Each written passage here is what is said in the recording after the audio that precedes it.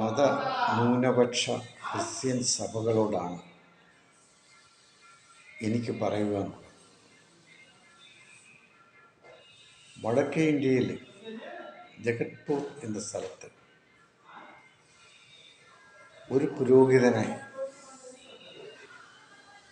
മർദ്ദിക്കുന്നത് നിങ്ങളൊരു പക്ഷേ കണ്ടു കാണും, അറിഞ്ഞു കാണും. പക്ഷേ നിങ്ങൾ ഈ നിമിഷം വരെ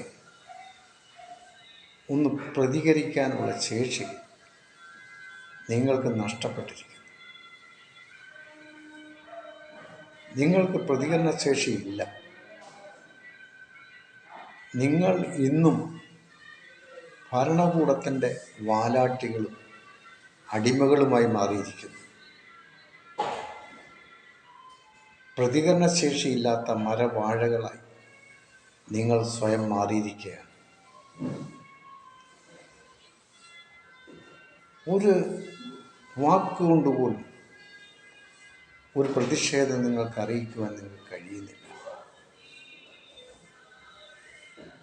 അതിൻ്റെ കാരണം ഈ പറഞ്ഞതാണ്. ഭരണകൂടത്തിൻ്റെ അടിമകൾ, വാലാട്ടി ആയി നിങ്ങൾ ഇന്ന് മാറിക്കൊണ്ടിരിക്കുന്നു. അതുകൊണ്ടാണ് നിങ്ങൾക്ക് ഈ പ്രതികരണശേഷി നഷ്ടപ്പെട്ടിരിക്കുന്നത്. എത്ര സംഭവങ്ങളാണ് ഇന്ത്യയിൽ ന്യൂനപക്ഷങ്ങൾക്കെതിരെ, സഭകൾക്കെതിരെ ഇന്ന് പീഡനങ്ങൾ വർദ്ധിച്ചു വരുന്നത് നിങ്ങൾ കാണുന്നില്ലേ? എന്തുകൊണ്ട് നിങ്ങൾ പ്രതികരിക്കാത്തത്? നിങ്ങൾക്കിപ്പോൾ ഈ വിഷയമൊന്നും അല്ല. നിങ്ങൾക്കിപ്പോൾ പാർട്ടി ഉണ്ടാക്കണം, ചില രാഷ്ട്രീയ പാർട്ടികളെ കൂടെ നിർത്തണം എന്നൊക്കെ ചിന്തയിലാണ് നിങ്ങളിപ്പോൾ പോയിക്കൊണ്ടിരിക്കുന്നത്. അതുകൊണ്ട് എന്താണ് ഇവിടെ സംഭവിക്കാൻ പോകുന്നത്? നിങ്ങൾ കൂടുതൽ അടിമേടിക്കാൻ പോകുന്നതായിട്ടാണ് ഇപ്പോൾ കാണുവാൻ കഴിയുന്നത്. ഇന്നലെ സുരേഷ് ഗോപിയോട് മാധ്യമങ്ങൾ ചോദിച്ചു, ജഗത്പൂരിൽ നടന്ന സംഭവത്തെക്കുറിച്ച് ഒന്നും പറയാനില്ലയോ എന്ന് ചോദിച്ചപ്പോൾ അദ്ദേഹം പറയുന്ന അത് അവർ നോക്കിക്കോളൂന്ന്. എങ്ങനെയുണ്ട്? സുരേഷ് ഗോപിയെ നിങ്ങൾ ഒരു വിഗ്രഹത്തിൻ്റെ മണ്ടയ്ക്ക് വെക്കാൻ ഒരു തൊപ്പി തന്നപ്പോൾ നിങ്ങളാകെ മയങ്ങിപ്പോയി. അങ്ങനെയാണ് നിങ്ങൾ സുരേഷ് ഗോപിയെ തൃശ്ശൂരിൽ നിങ്ങൾ ജയിപ്പിച്ചത്.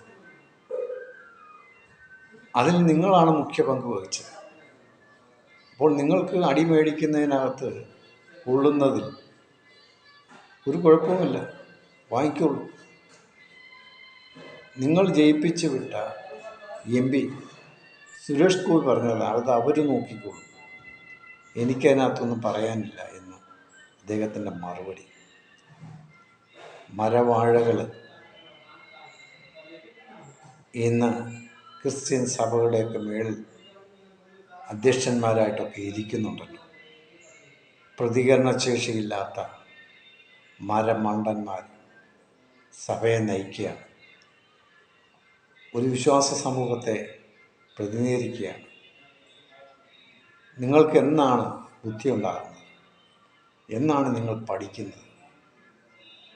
എന്നാണ് നിങ്ങൾ പ്രതിഷേധം നിങ്ങളിൽ നിന്നുണ്ടാകുന്നത്? എന്നാണ്?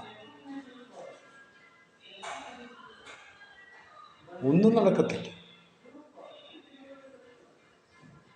നിങ്ങളെ ഇന്ത്യയിൽ നിന്നും